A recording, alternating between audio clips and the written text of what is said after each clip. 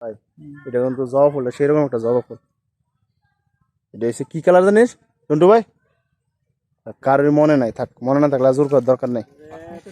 ওইটাও কিন্তু জবা ফুল, এটাও কিন্তু জবা ফুল। এটা হচ্ছে সাদাটা, কিন্তু লালটা নাই এর মধ্যে। আরে এটা হচ্ছে সাদাটা, ওটা হচ্ছে বাঙ্গি কালার না ভাই?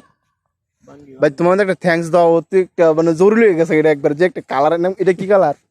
এটা ফকিন্নি কালার না, এটা হচ্ছে মেরুন কালার। যাক এটা কইলেছে হয়তো ভালো হয়েছে। এটা মনে হয় মরিচ গাছ না গো?